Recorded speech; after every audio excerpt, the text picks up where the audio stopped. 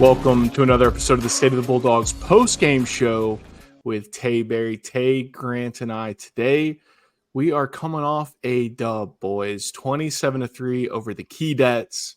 We played as well as we probably should have played. But Tay, Grant, let's just kick it off, baby.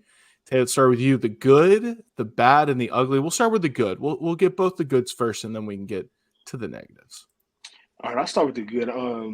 The good that I saw from the game is that the offense. The offense has actually gotten back into their actual rhythm.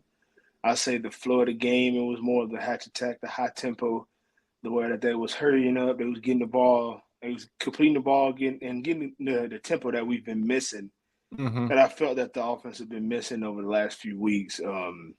We're seeing Quincy played great, only threw 4 incompletions with 196 yards and 3 touchdowns. It's pretty good. EJ probably had his best game so far this year, and that's one person that I've been waiting for EJ to actually come in, like actually play at the potential EJ has. So it's great seeing that, and it was a well-rounded, I would say it was a well-rounded game with the offense. The offense was clicking on all cylinders in the run game and in the passing game. So it was pretty good. So that's why I said that was the good for us, just seeing those guys get back into the momentum of everything and seeing how they move the ball, how Samford football normally moves the ball.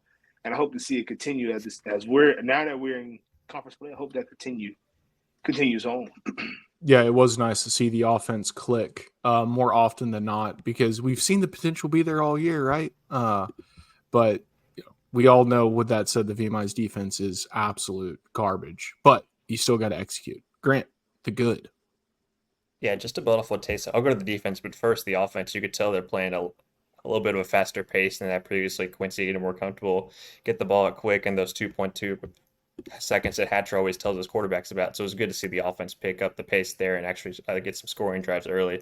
But going over to the defense, right, we knew VMI didn't have much of a passing game coming in, especially starting a true freshman at quarterback. And they still had Hunter Rice, who's a great running back, who ran for over 100 last year against Samford when we went up there to Lexington. So, and you hold Rice to 58 yards rushing, 2.5 yards a clip for Rice only. So you could always hamper down the run, not knowing that you wouldn't get a lot of movement against you in the pass, although a Midnight Stewart did have a great interception which almost led to a pick 6. And then you go back to the leading tacklers, Noah Martin always on top with 7, which kind of breaks the streak of having a consecutive double-digit tackles, but he still led the team with 7, and then half a TFL. CJ Douglas with 6 tackles, Jaden Mosley with 6. So it was good seeing the defense get off the field early, especially Samford playing complementary football with that offense, picking up the pace, and then the defense making sure that they get off the field to get that Samford offense back out there.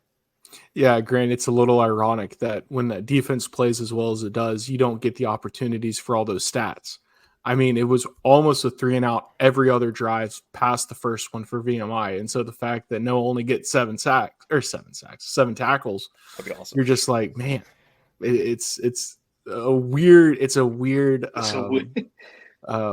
result of playing so well. But yeah, I mean, 7 tackles leads the team. And then there's not even a ton of sacks, right? We had, I think, 2 or 3, only a few tackles for loss, but once again, VMI is only snapping it 3 or 4 times each series. So just a weird stat line for the defense, but they play tremendously. Yeah. And I was going to piggyback off that. It's just the defense played. I mean, it was almost 3-and-out every time. I know the first drive they had to get in their group. Like the first drive, when VMI did get 3 points, the defense just had to find their groove. And once they found their groove, it was just like, it was lights out. Yep. I didn't even look at the stats for the VMI offense, but holding the quarterback to less than 100 passing yards in today's game was pretty good. He had 14 for 28, Tay. 14 for 28, 87 yards. So that was pretty good. And I mean, he is a freshman, but also he's on scholarship just like the other guys. So you got to come in and play when your number is called. You got to play. I mean, I understand it. He's a freshman, he don't have as much experience, but still. Right. The defense was that's another good. I'm glad you brought up that. That's a good. I mean, it was just a well-rounded game for Samford football, and they all was clicking on each cylinder, and they was playing off each other, and just the momentum kept And I just hope this momentum stays up, and when we get into the Mercers, the ETSU, those type of opponents, and just long as we keep that momentum, it'd be pretty interesting to see the potential of this football team. Yeah, For sure. and just going back to the defense, we talked about the first drive. Even Coach Hatcher talked about in his post game that first drive was like a little bit nervous. They're moving the ball down the field. Still, you hold them to a field goal. That was a 16 play, 8 minute drive that It VMI was had, which long. had that one. Then their next four drives in the first half: 4 plays, punt minute 30, punt 3 minutes, punt minute 27, punt 2:57, and then a punt 3 and out there too. So and then a couple more 3 and outs in the second half too. It's just the same for defense getting off the field. And when your offense is clicking like that, the more time obviously they can have the ball out there, you can extend that lead a little bit more. Oh yeah, that was a long drive. That first drive. Oh, I was a little nervous when VMI came out like that. I was like, "Oh, they came to play today." Yeah, I But said no, the same once thing. they And it got was like, off the no. script, it was over. Yeah. Yeah, it was over. They couldn't move the ball how they wanted to. No more. It was over. All right, so let's get to areas of improvement because with that said, boys, we know how bad VMI is. So you're almost having to play perfect for us not to find something to nitpick. So let's start with the bad, Grant.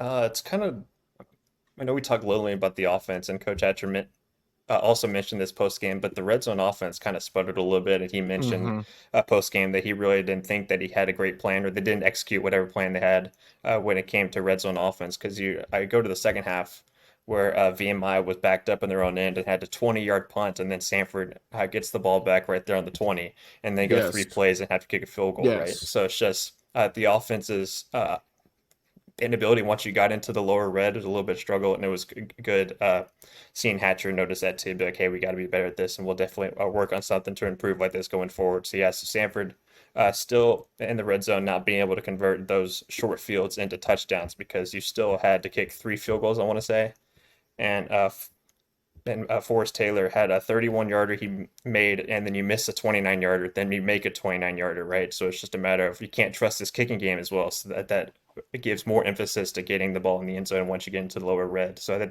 that is something to look forward to for next week when they go to ETSU. Okay. Yeah, I hit on that as well. I mean, red zone offense, and also, I mean, you get the ball as many times as the defense gives you the ball. You want to capitalize on that. So I felt like we left a few points out there on the field Oh because I yeah. mean, playing a team like this, to be honest, we shouldn't be playing 4 times. We should, as much as we were getting the ball. I mean, they should have been as the offense was rolling. We've seen it roll, and we know it can roll. And we know what they can do. They should have been on a few of those possessions that they had the ball. It should have been some more touchdowns, not field goals. So I mean, we did get into the red zone a few times where we was like, all right, we couldn't get it in like we want to. I mean, they always say that the red zone, it always get harder when you get into that area of the red zone. So that's just an area of improvement that we have to as a whole, as a Central football team, that we have to improve in if we want to continue this thing on the continue winning. So Yeah, that was you go it's ahead. it's weird the drives where we only have 3 plays and then we punt. It's an odd mix of not being able to run the ball for more than a couple of yards, even though our back about 5 yards or over the entire game, or the short passing game. There's some kind of combination that strikes us when a bad drive begins. Uh, that's hard to put your finger on it, but if you want to avoid those as much as possible, the O-line's going to have to step up and give us a more consistent run game of when we need 5 or 4. 5's a lot to ask, but when we need 4, like we need to be able to go get it. Mm-hmm. That's only getting up to the second level. That's just getting past the line of scrimmage. It's not a terribly tall task, especially against an opponent like VMI, where there really should not have been that many 3-and-outs, especially Mm-hmm.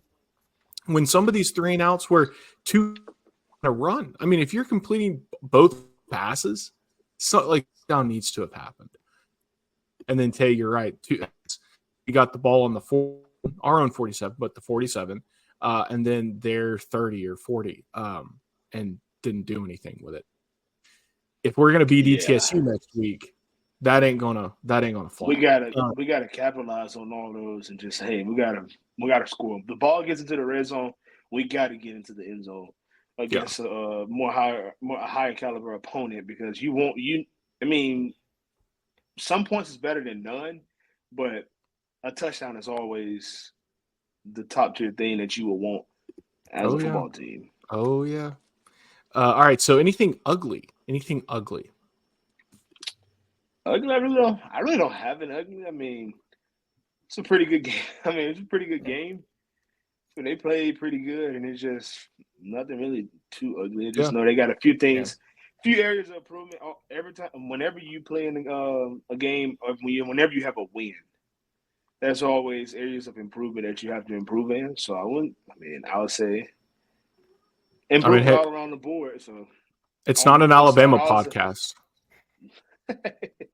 No, it's not. So you don't have to have an ugly this week, Tay. No, I ain't got no ugly. It's just that's a little different. Not an Alabama, not a UAB podcast either, right? So. Yeah, so we're chilling. Grant, did you have an ugly? It's ugly every time you miss a 29-yard field goal. That's tough. Well, that's okay. It's really the only thing I can point to. Expect that though. Yeah, in the Samford special teams. If you can't have a kicker that can't make one inside 35 yards, and we got to go to somebody else like this, that's a problem. So yeah, but if Samford ever got really elite at special teams, I think that'd be fantastic. But I've yet to remember either a punter or kicker that has just blown us away, and they're certainly not this year. We had Mitch Finneran that went to Purdue. That's right. Yeah, Mitchell. Yeah, he went to Purdue. Money making Mitch. He went to maybe Purdue. That's the strategy. We try to find the guys that want to transfer out and not the guys that want to transfer in. You get the guy for a year. It's hard to find a kicker anywhere, a punter anywhere. And then my guy, so true. we did have my guy Bradley Porcelano. Bradley over the few years that he was at Samford, Bradley got better. He wasn't the traditional style punter, but Bradley would put the ball inside the 5-yard line. Okay, he did get better. He did get better, but it's pretty easy when you start where he started. Yeah, that's what I'm saying. So Bradley just he came up. So I really don't. I don't know. No, dude, you're right. You're right, though. There are Power 5 programs out there without punters and kickers. And it's crazy. It's crazy to find an actual punter and kicker. It's a hard to Pat McAfee's point, it's a hard position to be very good at. It's easy just to go out there and do it. But to do it well is a whole different issue. All right, boys. Offensive, I want to hear your offensive MVP. And Tay, to your point earlier, it was nice to see Mason get going, and then it was nice to be reminded that DJ Rios still can make an impact on the field because we're going to need him down the stretch. Oh yeah. All right, so offensive MVP, Tay. My offensive MVP, you got to give it to EJ. Yeah, it was his breakout game. 7 receptions, 76 yards, 2 touchdowns. So you got to give it to EJ. That'll play. DJ. It's DJ. DJ gonna do what DJ do. He's waking up. So his receiver core is pretty elite all around the top. Those top 4 receivers that you see is pretty elite. You got Brendan Jenkins, EJ, and then you got Ian Cousins, Mike. What? It's Mike, Ian Cousins, same person, in the inside and DJ in the inside. So it's pretty. So I got to roll with EJ as the offensive MVP this week. I like it, Grant. Yeah, I wanted to go EJ too. You go to last year, the most receiving yards he had in a game was 47 yards against ETSU, 6 catches for 47 yards. So coming into yesterday, and like you said, Tay, with 7 catches, 76 yards, and 2 tuds, I think him kind of having that breakout game we expected. And yeah, this receiver room is deep. It was Ian Cousin a couple weeks ago that had the big day against Alabama State, and you see Arias coming along with 9 catches, 56 yards. But I think I have to go with EJ with this 76 yards and 2 TD performance. Yeah, no, Jeb will love to hear that. That's his guy. Defensive MVP, boys. Defensive MVP. This one's gonna be kind of hard. You really just can't. It really like you said in these type of games, you don't want to just have a breakout. Yeah, there's no stat king. Stats, no breakout stats. But it was a well performance by the defense. So I can't just give it to one person. Hey, if Midnight is taking it all the way back, he would have. I mean, you got to give it to somebody that scores a touchdown. If Midnight scored a touchdown, hands down, he wins 6 yards away from MVP. Hands down, he win defensive MVP. Hands down. But you got to also that interception was called by a great stunt that was in the inside by the interior guys. So it's just, I say it was the whole defense wins MVP here, holding the team to 3 points. Yeah, basically a shutout. Actually, once they got in the groove, as many 3-and-outs they got, I don't even think they got past the 50-yard line without I don't know. They might. Here, I'll check for you. They might not have. I was just saying, I don't even think they got past the 50-yard line. So it's just being there and watching the defense play. It's like, all right. Tay, after that first drive, they got to the 46 one time.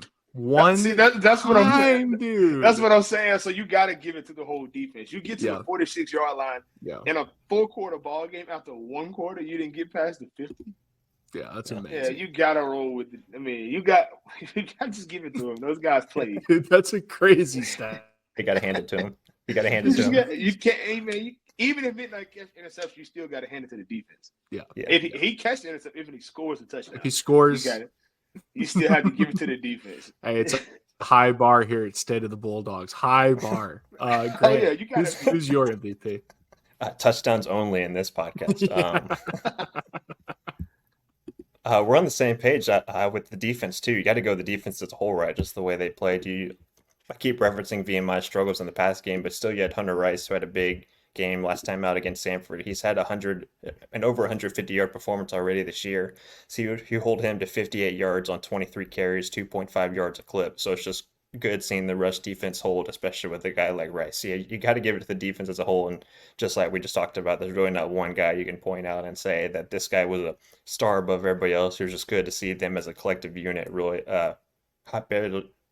barrel down the hatch, and like you said, Sam, not get past the 46-yard line after that first 8-minute drive. So, all right, I think this leads us well into the last segment, takeaways going into the ETSU week. So, just for everyone who might not have known, ETSU lost to UTC this weekend, which we will talk about in the State of the Bulldogs podcast coming out on Wednesday. But ETSU only scored 10 points in that game. So if the defense, they always say, guys, defense travels. I know that's more of a basketball saying, but if we can find this kind of defense, I'm going to stop talking because I don't want to make it too biased. But hey, what is something that we can take away game that you think will translate to ETSU? I'm gonna hit on the defensive point. If our defense come into ETSU with this momentum and play even better than they played against VMI, it can hold ETSU to 10 points too, or less than that. If we can get in there, because I'm pretty sure the offense is found their groove, and the offense is gonna roll now. I can really think on the offense will roll, so they're gonna roll. Mm-hmm. I feel like it'll be a great. Everything's clicking now, and with the defense. So yeah, long as the defense has the momentum that they have, it'll be great to see what they do against ETSU. Yeah, I admittedly did not watch that ETSU game, but I will be curious to see if their defensive line poses much of a threat, because if their defensive line isn't necessarily a strong suit, the defense coupled with our offenses might bode well. But Grant, takeaways. Yeah, going to ETSU box score, they only threw for 108 yards against Chattanooga. Jalen King, the starter, 7 for 15, 51 yards. Gino English came in 3 for 8, 57 yards on TD. So yeah, if you're in Louisiana or Tennessee and illegal states, might bet the under in this one. But yeah, just seeing the Samford defense, like defense traveling, right? It will be good to see how well this defense goes on the road, because I know ETSU's got a good crowd with a good atmosphere. They'll be fired up for this one, as I believe they do have some kind of event going on for them that weekend. But still, it's just how this defense will prepare going against this kind of ETSU attack, which might not be super great offensively, but still you gotta, with a running quarterback in King who's super mobile, it's got to be able to lock him down and see if the defense can can get off the field the same way they did against VMI too. And I think the offense will find its groove as they're getting more comfortable. Quincy, you can tell he's getting more comfortable. Like even in the post game presser, they asked him if he was like someone asked if he was nervous. He said, "No, as long as you go out there and like everything's comfortable and you're more comfortable in what you're doing, like all the nerves go out the window." So it'll be interesting to see him go back on the road in this kind of atmosphere that I think ETSU will present. So it'll be good to see how Samford can bounce back on the road in a game like this. So. Yeah, the last time we were on the road in an FCS game, it did not go as expected. So hopefully the boys pull one out. Well, like I said, we'll dig into that one more in the episode dropping Wednesday. But hey, Grant, any last thoughts heading out of VMI week? Nope, just ready to see how this Samford football team look and SoCon play. We're tracking up. 2 bye weeks will do that for you. 2 bye weeks will help out with that. They had great rest. Those guys didn't help Furman skate by Citadel 17-16, but it made us look a whole lot better.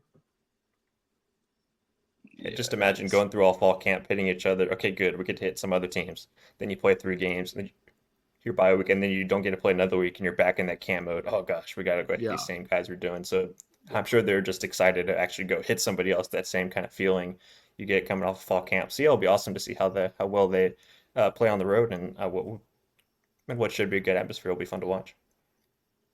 Yeah, no, it should be a fun game, and hopefully we're talking about another Bulldog victory next week. But Tay, Grant, thank you. We'll catch you all next week.